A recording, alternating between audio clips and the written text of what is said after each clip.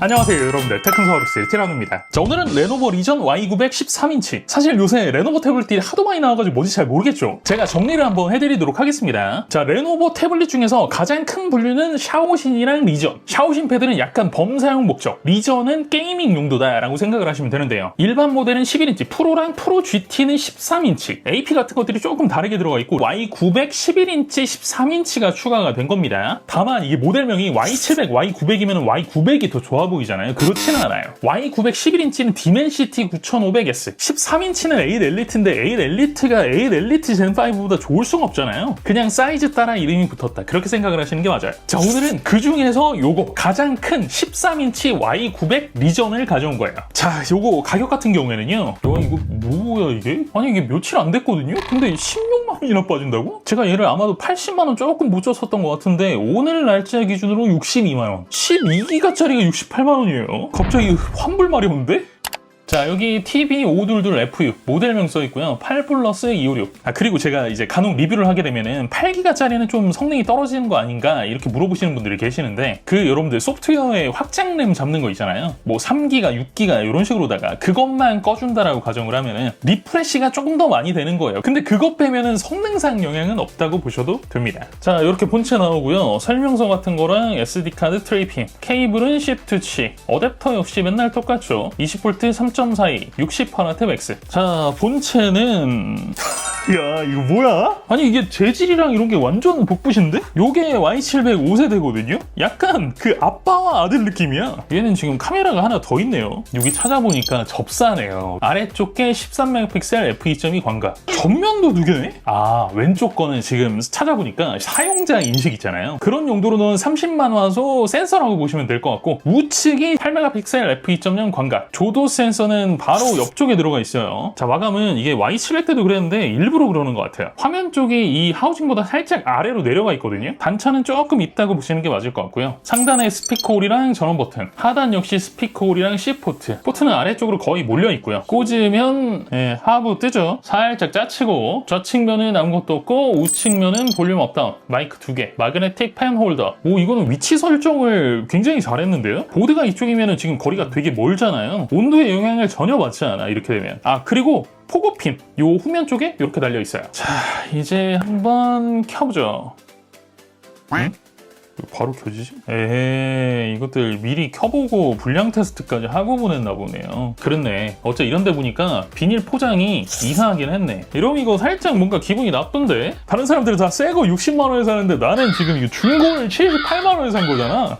자, 어쨌든 요거는 제가 나중에 날리고 새로 설치하도록 하고요. 일단 설정부터 보시죠. 자, 뭐 맨날 보는 거랑 특별한 건 없을 거예요. 프로젝션 메뉴 있죠. 외부 디스플레이 출력 가능하고요. 후면에 RGB 활성화하는 메뉴, 그쵸? 켜지죠. 디스플레이에는 투톤 기능, 색상 모드랑 색온도 조절, 주사율 조정하는 메뉴, 밝기 부스팅하는 거, 소리 쪽에 돌비 애트모스, 진동 기능은 빠져있는 것 같고, 얼굴 인식은 전면에 TOF 센서가 없기 때문에 2D라고 보시는 게 맞아요. AI 기능 뭐 버전 맞춰 들어가 있고, 펜이랑 물리크 모드, 요거는 나중에 괜찮으면 따로 구매해서 한번 보여드리도록 할게요. 데스크톱 모드 있고, 여기 보니까 이거는 풀 기능을 지원하나 본데, 리전이라? 바이패스도 지원하고요. 이게 그건가 보구나. PC 게임 에뮬레이터. 램 확장은 3GB가 디폴트, AP는 스냅드래곤 8 엘리트, 스토리지 256GB, 램 8GB, 안드로이드 버전은 16. 자, 시스템 업데이트는 벌써 있죠? 모르겠어요. 지금은 제가 비보 6 프로라고 요거를 테스트하는 중이라서 얼마나 걸릴지는 잘 모르겠거든요. 아무튼 충분히 좀 사용을 해보고요. 싹 정리를 해서 다시 돌아올게요. 잠시만요. 구독 한 번만 부탁드릴게요.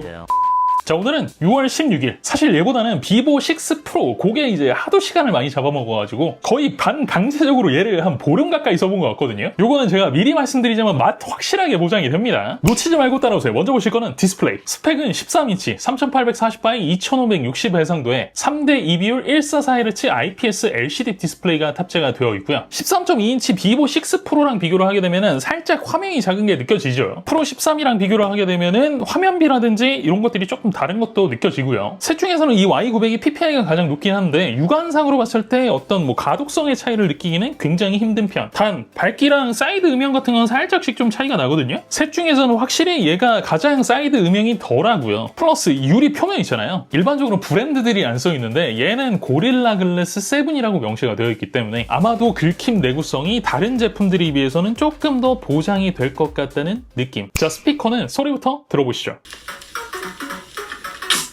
I've been getting out of bed these past few days.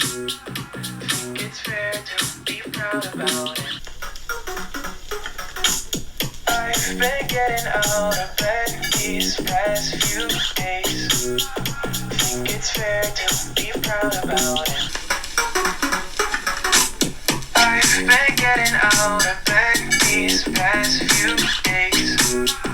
Think it's fair to be proud about it. 자, 어떻습니까? 생각보다 되게 괜찮죠? 스펙상 스피커는 6개인데요. 디테일 들리는 건 괜찮아요. 그 비보 6 프로에 비해서도 뭐 꿀리거나 그러지 않습니다. 단 출력도 비보 6 프로랑 거의 똑같이 세팅이 되어 있어서 이 이전 세대에 요가 펠이 있었잖아요. 그거에 비해서는 출력이 살짝 떨어지는 편이다. 이렇게 생각을 하시면 돼요. 자, 스토리지 속도 어느 정도 스펙 맞춰 나오고요. GPS 없고 센서류에 지자기 센서 빠져 있어요. 자, 오래 기다리셨어요. 바로 보죠. 성능. 자, 이게 사실 지난번에 이제 궁금하기님이랑 검증을 했었던 저수율 칩이 들어간 것으로 추정이 되는 GT13은 좀 빼고 싶었는데 어쨌든 얘들 둘이 이름 자체는 동일한 AP가 들어가 있긴 하고요. 비율은 다르긴 하지만 어쨌든 13인치의 디스플레이가 같이 탑재가 되어 있기 때문에 피할 수 없어가지고 같이 넣었는데 뭔가 이 그래프가 조금 쎄하죠. 물론 그렇지 않은 애들도 있습니다. 긱벤치 5로 넘어오게 되면은 긱벤치 6보다는 조금 낫고요. 안투투랑 PC마크 이 정도 보면은 뭐 확 안심이 또 되기도 하잖아요. 솔직히 이 정도면은 그냥 오차 범위로 가도 되는 정도의 수준이니까요. 자, 그런데 이게 제가 어쨌든 제 눈으로 한번 확인을 하고 나니까 자꾸 뭔가 의심병이 생긴다? 보세요. 3D 마크로 넘어오게 되면은 이게 아주 오묘하잖아요. 저수율 칩으로 추정이 되는 GT13보다는 어쨌든 조금 더 나은 점수. 단 얘는 제가 찾아보니까 쿨링 솔루션의 소재, 모양 같은 것들이 GT13이랑도 그리고 Y700이랑도 전혀 다르거든요. 해서 완전 풀쿨링 상황 가정. 냉장고 안에서 30분 이상 냉각. 딱 단발 한 번만 추가로 제가 조져봤는데 뭐 제 입으로 이걸 얘기를 하긴 그렇고 여러분들 한번 생각을 해보세요. 스트레스가 아니라 단발 딱 한 번. 그러면은 이게 온도에 영향을 받는 상황이다? 아니다? 아니죠. 이게 어떤 의미인지 아시겠죠? 대충? 다만 굉장히 좀 다행인 거는요. Y700 4세대랑 조정하는 방식이나 시점이 조금씩 다른 부분이 있긴 하지만 온도에 따른 전력 시나리오 로직이 있다라는 게 어쨌든 눈에 보여요. 적어도 CPU 테스트에서. 자, 하지만 또 반전. 스트레스도 3D 마크 쪽에서는 살짝 구동이 다릅니다. 약간 그 Y700 4세대보다는 GT13이랑 움직임이 비슷하죠. 와일드라이프 익스트림뿐만 아니라 솔라벨이나 스틸노마드도 마찬가지고요. 아니 뭐 물론 그 3D 마크 자체가 긱벤치보다는 부하가 굉장히 심한 테스트이긴 하니까 Y700 4세대는 또 워낙 기기가 작잖아요. 아까 전에도 말씀드렸지만 패시브 쿨링에서는 결국엔 면적이 값이거든요. 해서 해소 열량이 다를 수 있지 하고 제가 좀 따져봤더니 온도가 와일드라이프 익스트림 스트레스 테스트에서 최대 54도? 야, 이거 살짝 좀 무섭다, 그죠? 그리고 하필이면 전 타석의 비보 6 프로여서 더 무섭다, 그죠? 자, 그런데 안심하십시오. 먼저 스타레일. 자, 편안하죠?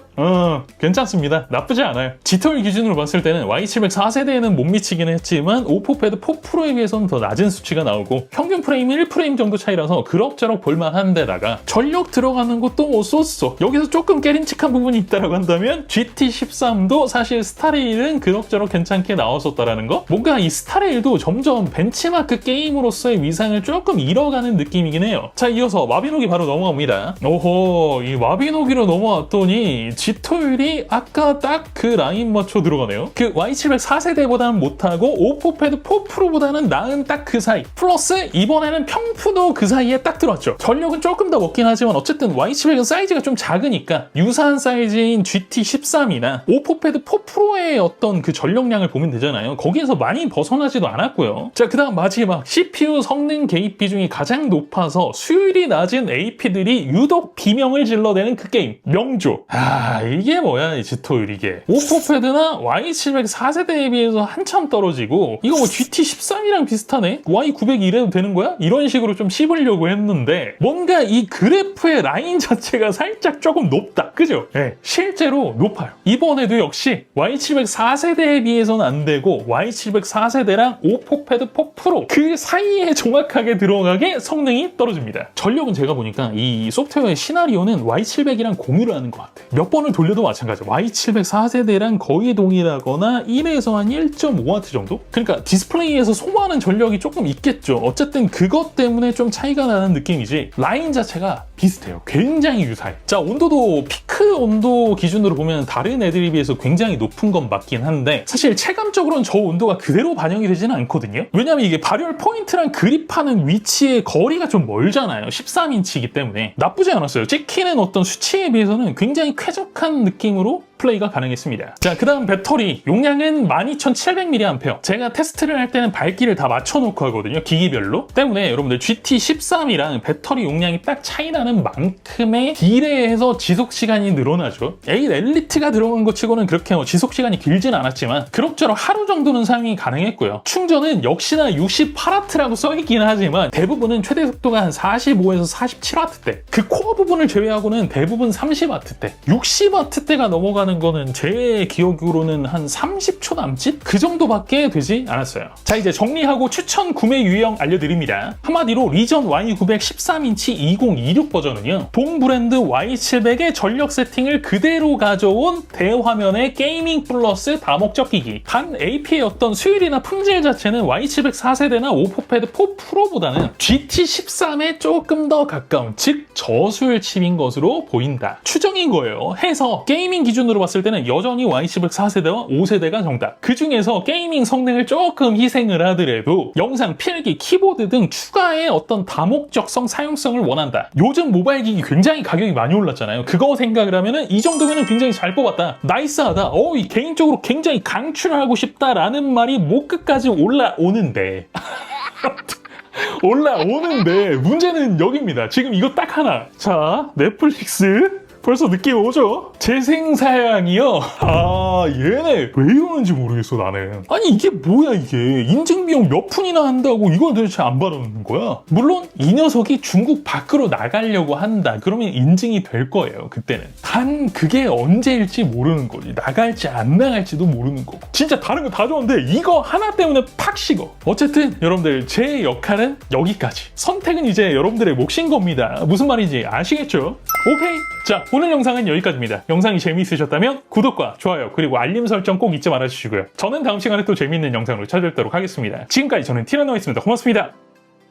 다 좋았는데, 그죠? 물론 찝찝한 부분이 있긴 하지만 그래도 어느 정도는 납득이 갔어요. 전체적으로 다. 이게 사실 다른 것도 아니고 게임 플러스 영상용으로 고려를 하는 거잖아요. 사실 뭐 넷플릭스를 안 본다 그러면은 흠이 될 수 없는 부분이긴 한데 60만원짜리 이게 살짝 좀 짜치는 거지. 디스플레이가 4K인데 4K 인증을 바라는 것도 아니고 HD도 안 되니? 이게 뭐야 이게 SD 이게 뭐야 이게 모르겠어요. 원래는 키보드랑 이 필기까지 좀 사서 테스트를 하려고 하긴 했었거든요. 여러분들 반응 보고 반응이 괜찮네? 사람들이 이거 괜찮아 하는 것 같네? 많이 사는 것 같네? 그러면 할게요. 그때